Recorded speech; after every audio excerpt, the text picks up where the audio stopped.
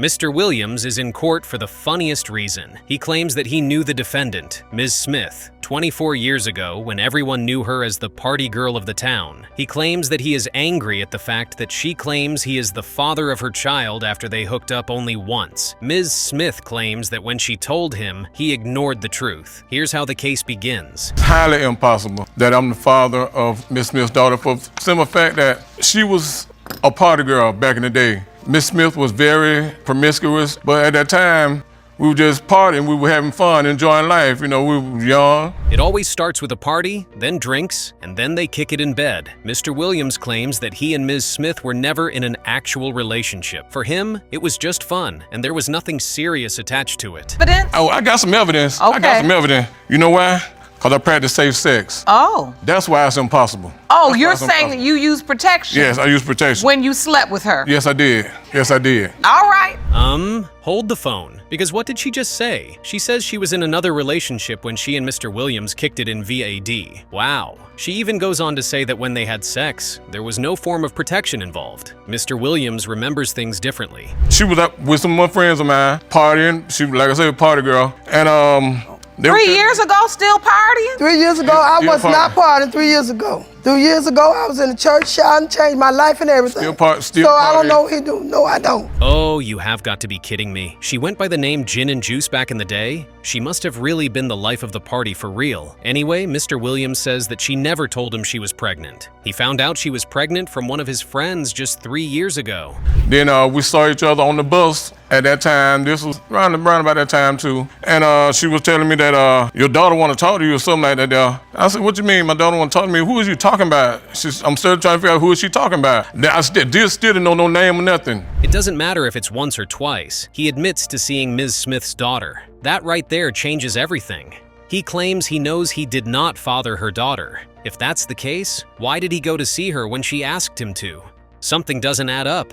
Was this the first time you were ever told that Mr. Williams was your biological father?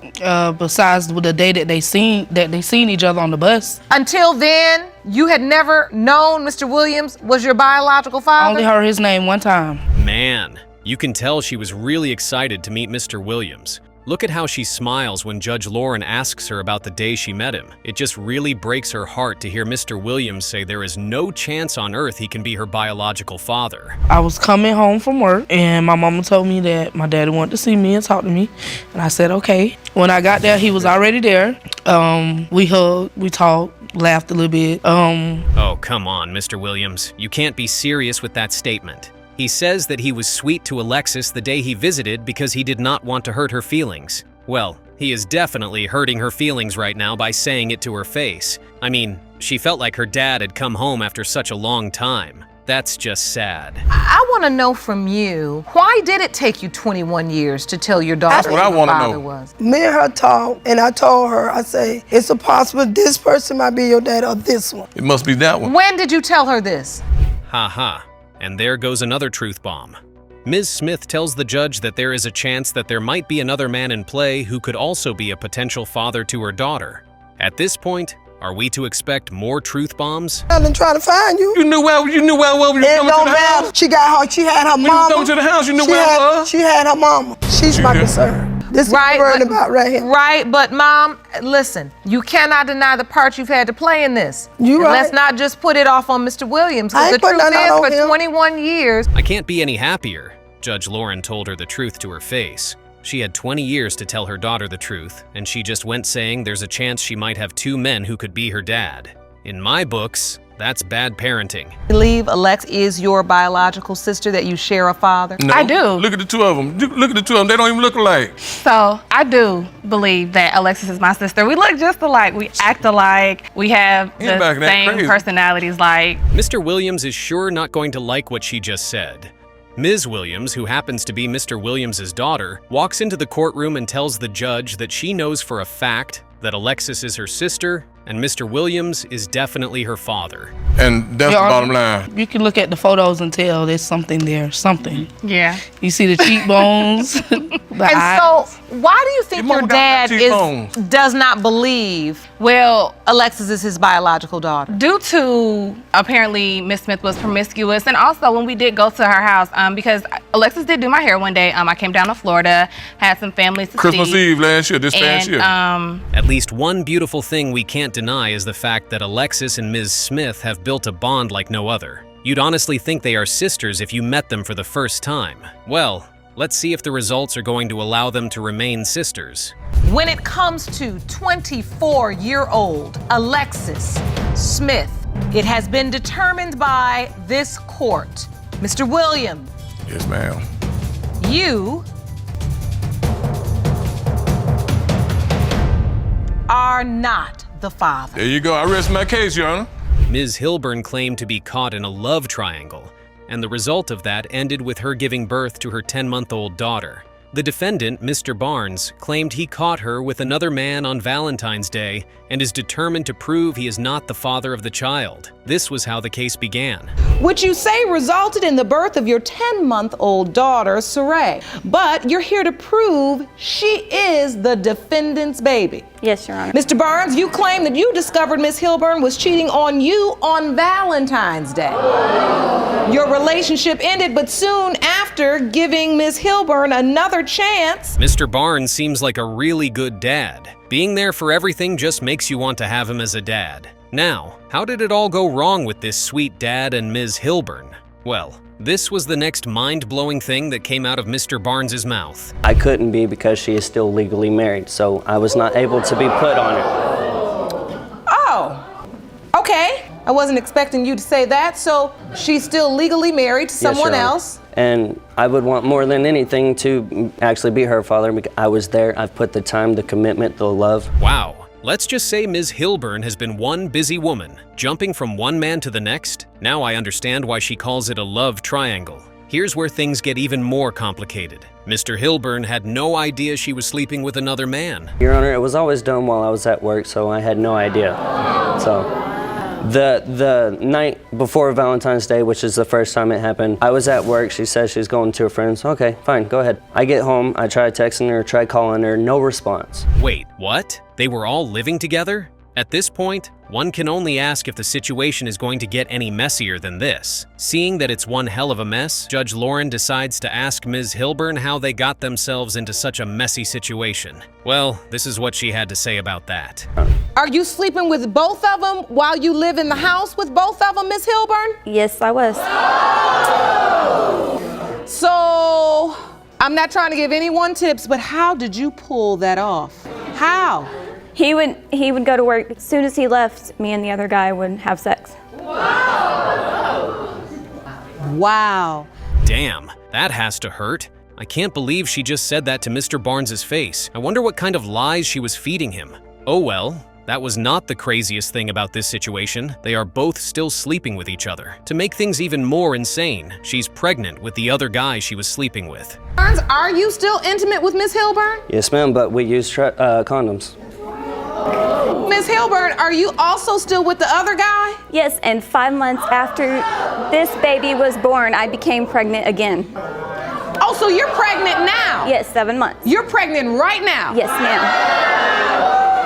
Eben Judge Lauren is out of words because what the hell is going on? She doesn't even know who the father of her unborn child could be. Wow. Now, when Ms. Hilburn found out she was pregnant, she claimed she told Mr. Barnes first, and this was how he reacted. He said that he wanted to see the proof because there had been other times that I lied to him about being pregnant. So I took the paper to him and showed that I was pregnant, and he was happy because he wanted to be a father. Okay, so even though she lied before about being pregnant. I mean, you can see it on his face. Mr. Barnes's heart is broken beyond repair. What even hurts him the most is the fact that he loves the child so much. He goes on to tell the judge how devastating it would be if the results revealed that he was not the biological father of the child. No, the fact that she might not be mine, it hurts. And I regret it. I really do. Miss Hilburn, there's a part of me that wants to believe you regret it, and yet you find yourself in the exact same situation again. I don't know how much more difficult a life lesson has to be. Another blow to his heart. The poor man would wish he had never met Ms. Hilburn in his entire life. But things take another wild turn in the courtroom. Apparently, Mr. Barnes has a girlfriend with whom he claims to also be in love. Trust me, this is the craziest case ever. And Mr. Barnes, his girlfriend, the guy you're sleeping with, that's all the players. Yes. So, Mr. Barnes, you got a girlfriend. Yes, I do. Does she know about this relationship? She suspects, but when you don't see your girlfriend for 7 months, you don't see her, what else are you supposed to do? I think we've seen enough of this crazy couple. It just keeps going from bad to the absolute worst. Anyway, the results are in. It is time to see if Mr. Barnes is going to end up as the father of the child.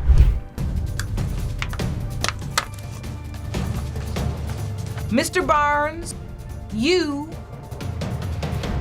are not the father. Still not going to change anything for the fact of Saray.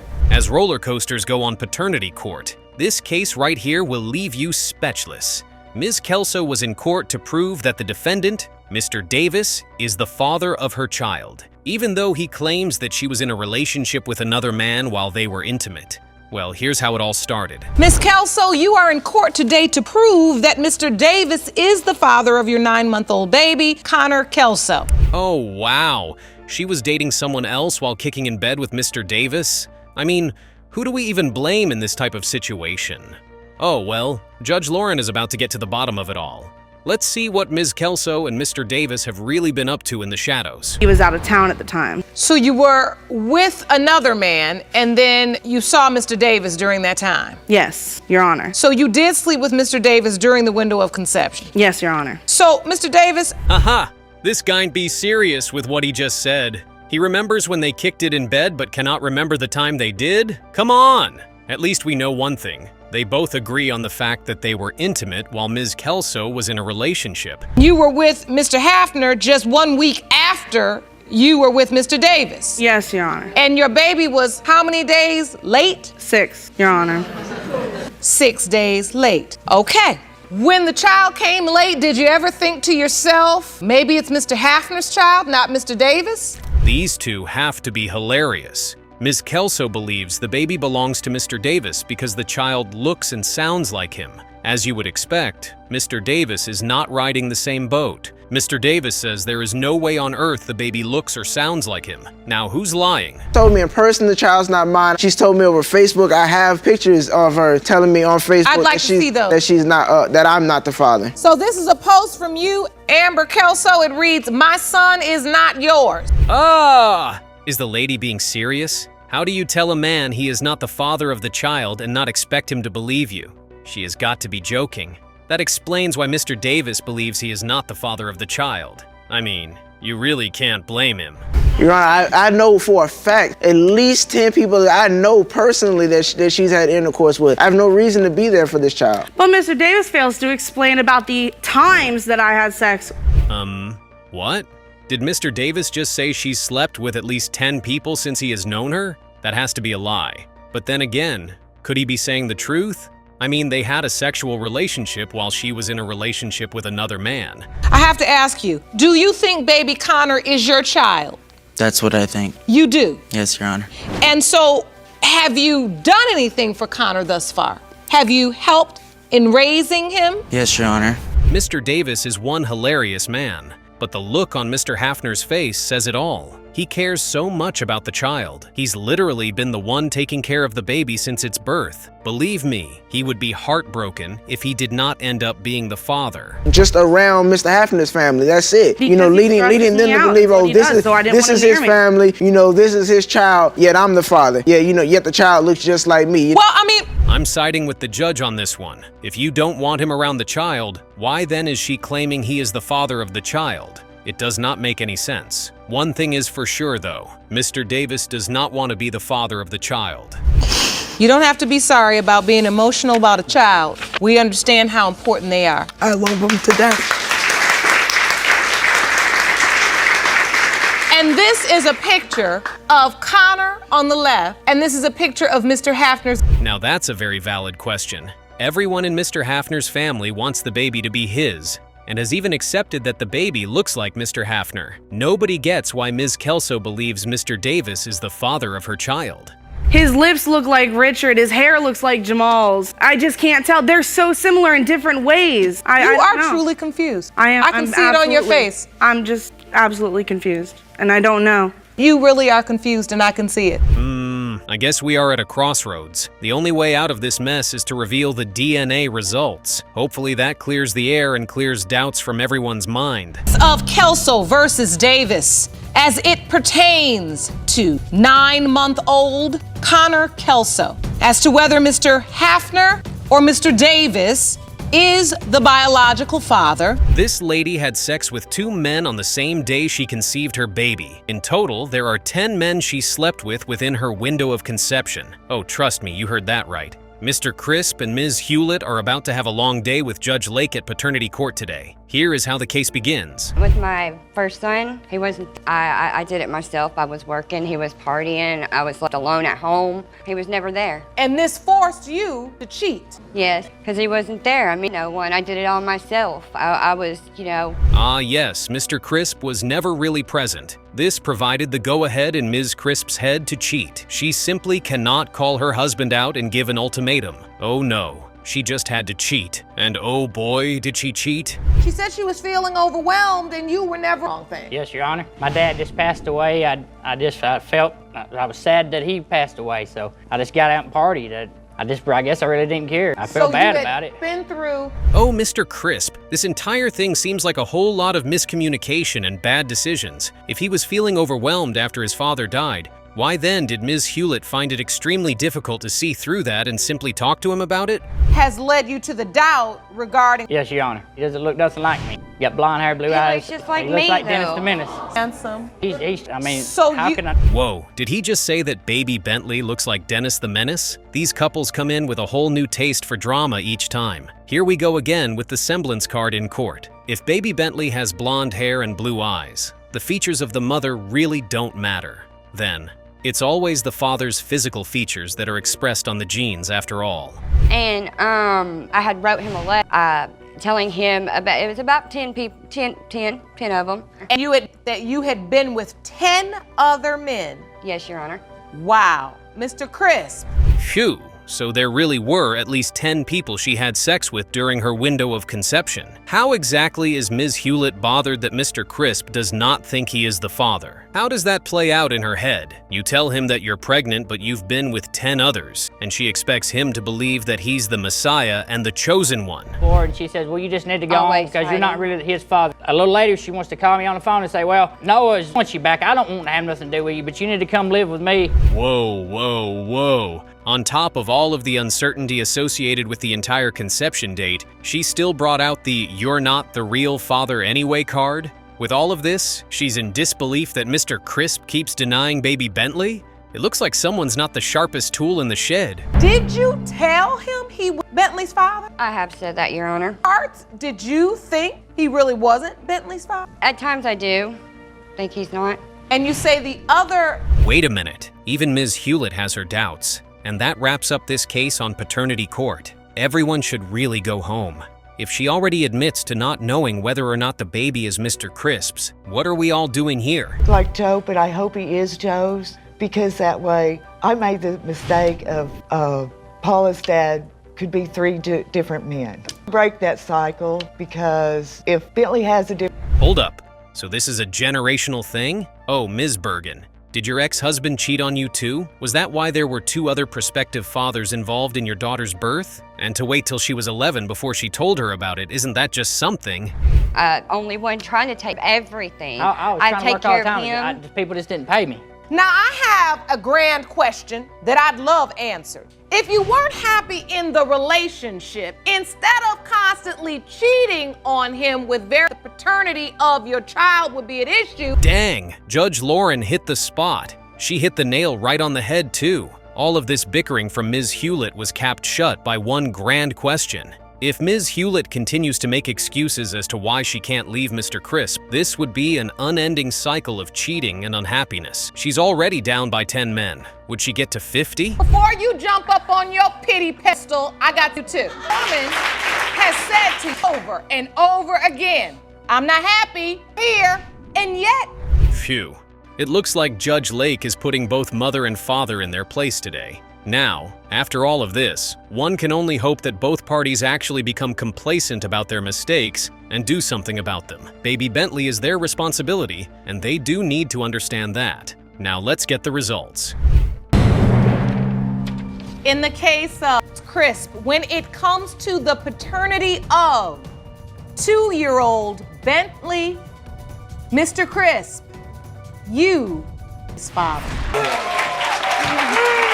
Ms. Martin appears before the court to confirm the father of her 5th child, Romer. She claims the father of her other 4 kids, Mr. Blackman, maltreated Romer. Hence, she wants to take her kids away from him but asks the court to award $3,100 in 6 months of child support. Mr. Blackman had a whole different story. The father of your 4 kids treats your newborn baby like an evil stepchild. Yes. Because he doubts paternity. Has forced you to take the kids and leave him. Yes, Your Honor. Award you $3,100 for the next 6 months of child care expenses. The lady confesses that her feelings for Mr. Blackman went down the drain because she didn't feel loved and appreciated. Based on her statements, he has a habit of abusing her verbally and emotionally. Like, we have 5 kids together. 6 with his daughter is also my stepchild. I just never felt love appreciated. Oh, you lazy, you nasty, you don't do this, you don't do that. And when I got a man saying all these things to me, like you expect to come home. I can only say what I see, what I come home to. Hold on now. You expect to... Ms. Martin continues her statement, saying they have been together for 6 years, during which they had 4 children together. But Mr. Martin has refused to put a ring on her finger officially. As a result, she gave him a condition, which he didn't acknowledge, so she had to date someone else. Because in my ultimatum, I was ready to get married. I feel like after 6 years, you exploring your options, maybe you looking for something better. I don't know. So you left? Yes. The judge asks if she feels guilty for leaving her other kids and their father for 3 months to be with another man. Her response is no, because Mr. Blackman had been a liar and a cheater in the past. As a result, she was dealing with a lot of emotional trauma. I didn't feel guilty because he cheated. He's not no saint. I didn't feel because no saint, but I we was got faithful past to him. that though. However, Miss Martin claims she came back to him because she loved him and their kids. Mr. Blackman, on the other hand, doesn't believe her claims. You see, Your Honor, she wanted to make it work for her kids. Me? So that means she You couldn't wasn't be... trying to make it work for me. So, relationship with Mr. Stevenson. Yes, Your Honor. Did you go back to When the judge asks Miss Martin about Mr. Stevens' reaction to her being pregnant, she says he was happy for a while. However, he disappeared for about 6 months. She was pregnant. What was your initial reaction? I was happy and then I just disappeared. She said that. That's exactly what she said. Why did you disappear? Daddy, this and that, that and that, I got tired of listening. Thereafter, Mr. Stevens was invited into the courtroom and he confirmed that he was initially happy about the pregnancy, but disappeared afterwards. He says he had to get away from her because she always called him a deadbeat daddy and was unappreciative. After I had the baby, he was just like, oh, well, I want a DNA test, and he want the baby to have his name, but he didn't want to sign a birth certificate about a last name or a name. And after she gave birth to Romer, both men came to the hospital, but none of them signed the birth certificate, so she signed it and named him after Mr. Blackman, thinking he's his. I'm Mr. Blackman's sister. Here as Miss Martin's witness. My brother, he's so far wrong. As far as I'm concerned, neither one of them did anything. I did the day the baby was born to right now. So, Ms. Blackman, Romer is your biological nephew? I do. The accuser brought Mr. Blackman's sister to court as a witness. She testified that she had been caring for Romer since he was born because she believes her brother is his biological father. Other than that, I haven't seen. You took the baby to the man's house? I'm gonna be there. So she brought the baby to your house? Yes, ma'am. And then after that, what happened? He started denying them all over again after he bragged, my baby's this, because my baby started calling me a deadbeat. The judge furiously dismisses the $3,100 child support request because the accuser is playing both sides when it suits her. Apparently, the defendant's sister did most things for the child from birth. There's somebody here that needs to be filing suit. It's Miss Blackman. Your case is dismissed. Mr. Stevens, however, was prepared to care for Romer, but Miss Martin never appreciated his efforts. Who is the baby's biological father? Only one way to find out. Is Romer's father Mr. Stevenson? You are his father. Ms. Cousin and her mother had one goal in that courtroom, and that was to prove to her ex-boyfriend and his new girlfriend that he was the father of her child. Trust me, these guys weren't here to play. From the looks on both their faces, they were ready to fight till there was no more strength in them, and this was how it all started. Others say you had no choice but to drag the defendant, Mr. Bell, because you're fed up with his lies. Lies being the father of your 7-month-old son, Taquan, the extreme by blocking all contact with. Is that correct? Everyone in that courtroom was tense. Ms. Cousin's mom was a force not to be reckoned with. She had all the power in the world to fight anyone who wronged her and her daughter. She wasn't the one who was hurt, but she sure was doing all the talking in that courtroom. Lies because he a two-time liar. He told my daughter that he was single, that he was not in a relationship. I know he was in a relationship because I seen his picture on her phone. When she started being with him, I seen her attitude. Apparently, Mr. Bell lied to his daughter and told her he was not in any relationship, but deep down, he had been seeing someone else. Mr. Bell was definitely not going to keep quiet while they dragged his name through the mud. We went out once, but that was it. A whole weekend? No. I had to get back to her. You went out once, a whole weekend, yes. And then not only that, y'all had lunch together. Can't she let her daughter talk? She wasn't there. Room. I go in her room, I found receipts. Mr. Bell wasn't just sleeping with her. He was also using her to sort out some of his bills. Ms. Cousin was furious. She couldn't understand why a man would lie to her daughter and still manipulate her into paying his bills. When she should have been. Were you paying his phone bill? Yes. While she was paying his phone bill and paying him, buying him lunch, I was also doing other things for me and my husband have a roof over our head. We don't have no other income, but what my husband do is work. And at the end of the day, I want Cortez to step up and take the responsibility and be a man and help take care of his son. Mr. Bell wasn't changing his story. He stood firm with his side of the story and said everything they accused him of was a big fat lie. There was no relationship between them, and all he did was flirt with her and eat whatever food she offered him, nothing more. He even went as far as saying they had sex in the car, and she never visited his house. Wow. No. Well, you said you already ate the food because she was buying it. Yeah, she offered. So, Mr. Bell, you said this was a one-time thing when you had sex with... In a car. Oh, okay, so you had sex in a car. Did you use protection? Yes. When Ms. Cousin's daughter found out she was pregnant, she called Mr. Bell to tell him about it, and on the spot, he denied the pregnancy, saying it couldn't be his, and he wanted nothing to do with the baby. When I came home, I called him. I said, I'm pregnant. He said, oh, well, call me back. Let me know what you gonna do. And that was it, and he hung up the phone. Did you tell your manager at work? I told my manager because that's the day that my back was hurting. She said, and she told me the baby wasn't mine. It was turning into an unending catastrophe in the courtroom. The judge had taken enough of their rants and arguments, and she decided it was time to bring the situation to a close by reading out the DNA results. Who do you think the father of the child would be? Mr. Baker or his so-called best friend? In the case of Cousin versus Bell, when it comes to 7-month-old Taquan Cousin, it has been determined by this court. Mr. Bell, you are the father. Thank you, Lord Jesus.